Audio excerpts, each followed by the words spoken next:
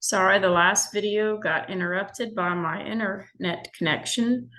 So we were talking about ion dipole attractions, so stronger than dipole-dipole, and just hydrogen bonding. So this is ion dipole attractions.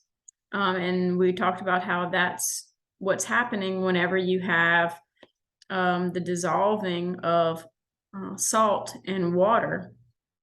So those ion dipole attractions are often seen in biological systems. So you're going to see in applications why this is important and relevant for you. This is definitely stronger than just the hydrogen bonding. You can see that this is happening where you have this attraction between the sodium ion and the chlorine ion, and these partial charges from these water molecules. So just as an example, that's an ion dipole.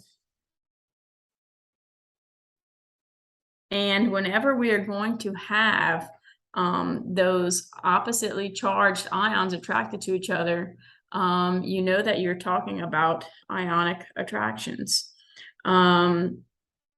And so this is something that is very strong. In fact, it is the strongest of those attractive forces.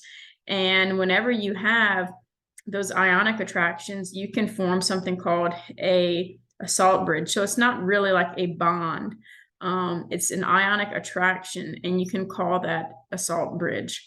And this is whenever you're going to have functional groups, carboxylate and protonated amine. So those can be found in amino acids that form proteins. So you can see how these attractions are important in forming these really complex structures. And you can have salt bridges that are going to affect the shapes of those proteins, affect the shapes and the dimensional structure of those proteins.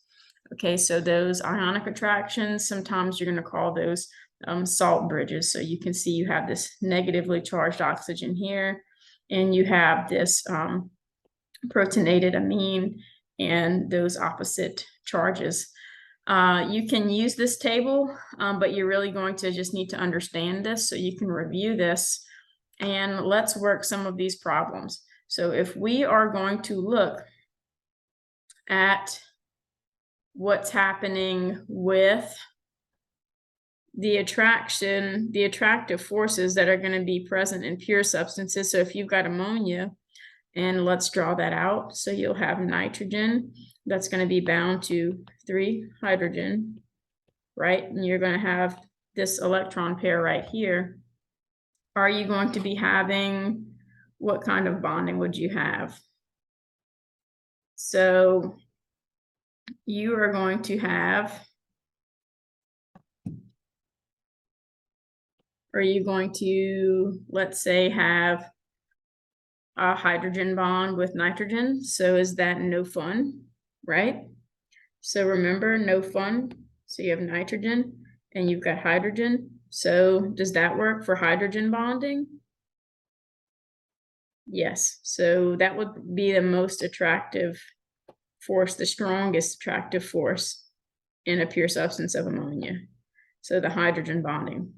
Let's look at hexane. So what you have here is a hydrocarbon, right?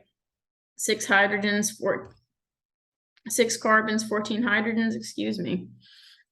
So in this case, what do you have? This is going to be nonpolar, right? That's nonpolar. Think of the carbon and the hydrogen.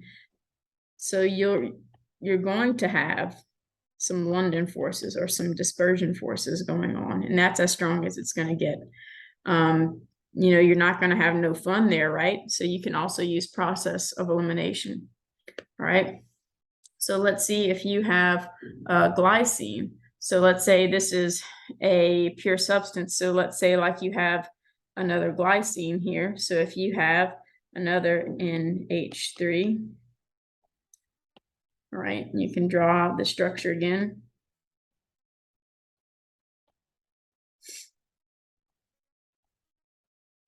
So you can have some attraction right here. can't you? Between the two glycines, right? So you know that these forces also affect the shape of your proteins, right? And you know you have amino acids that are making up proteins. So in this case, you're going to have an attraction between two different ions, right? So this is going to just be called ion attraction. And you know that that is the strongest kind of attraction. So that's what you've got right here. All right. So you've got an attraction between these two ions, right? So like you have an ion here, an ion here. And when you have the attraction between these two charges, that is very strong indeed. It is the most strong ion attraction. So you have that ion dipole.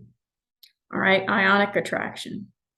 So let's see. I think we can probably work this one in class together. All right. Because this video I know is getting pretty long. So I can put that in my mini lecture at the beginning of class.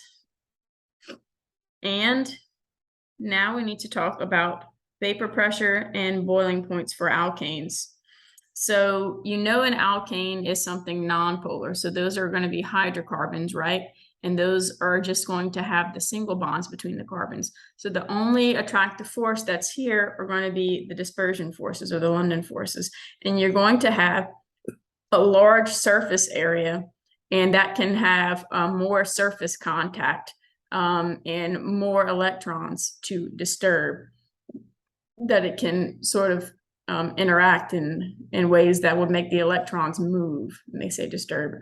So your book likens these alkanes to spaghetti, like spaghetti touching each other as an example. So when you have a straight chain alkane, the more carbons you have, the longer it is, the more surface you have, the more contacts you can make. So that's more attraction between molecules. Okay, so if you have a pentane, 5 carbons here, or an octane with 8 carbons, you're going to have more surface contacts among these octanes. All right, that's all that's saying. And that is going to affect the boiling point. Look how low the boiling point is for methane. Wow, minus 161 for the boiling point. It doesn't take much, does it? But as you increase the number of carbons that are part of that alkane, and the longer it gets, the more surface area there is, that boiling point gets higher and higher. It gets harder to break up those forces. It takes more energy. You have to have more heat, a higher boiling point. Okay, so if you're going to have a branched alkane, all right, then you have less surface contact in the straight chain molecules. So your book compares this to spaghetti and the branched chain to meatballs, where only the outside part is going to touch. So not as much touching is going to happen. So the more contact, the greater the attraction of the London forces between them. So more attraction where you're going to have this unbranched chain. So when you have alkanes with the same number of carbon atoms, it's the straight chain that's going to have the higher boiling point and the lower vapor pressure. Remember that inverse relationship in comparison to a branched alkane. Okay, we're almost getting there. I know it's been a lot.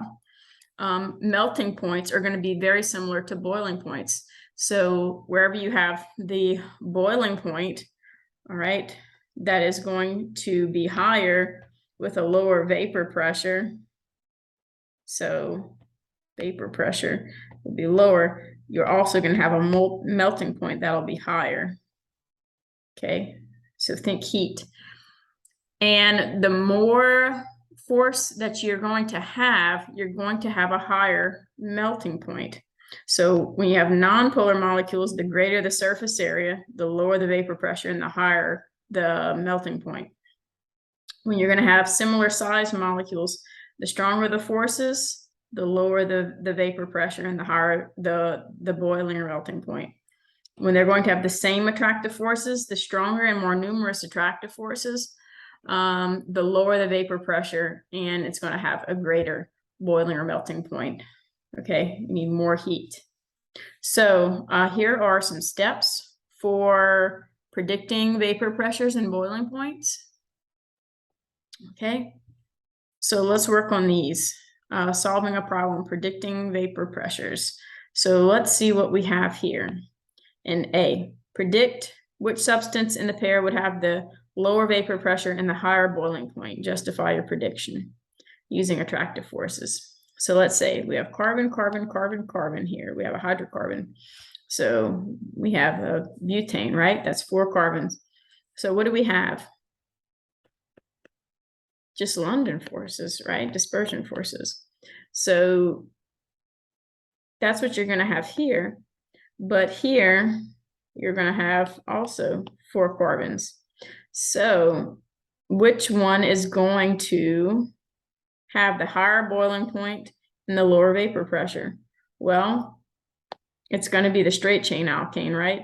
You're going to have the higher boiling point and the lower vapor pressure. Okay. So that's because you have more surface area in this case, right? Now, in B, water, or what do we have here? So we have, do you have NOF? So if you have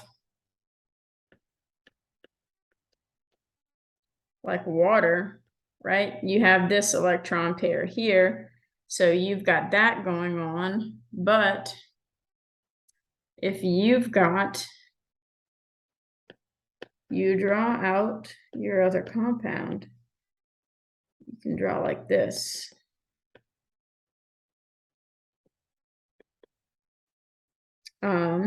And here you're going to have an acceptor. Here you're going to have an acceptor. So what do you think is going to be where you're going to have the greater boiling point? All right, so here you have an oxygen, and here you have this oxygen and these hydrogens. So here, where you have this, you're actually going to have what, when you have water, you're going to have 4 of those H bond attractions. So actually, this is going to be your answer. This is where you're going to have the higher boiling point. All right, so it depends on the strength of the attraction. All right. So I think we can work on the rest of these in class, and just know that these attractions are what make the structure and what holds together the biological molecules that make up everything in nature, that make up your DNA, that make up your cell membranes, that, you know, cause the 3D structure that you see in a protein. So these attractions are very important, and we'll be sure to talk about these in class. Thanks for watching the videos.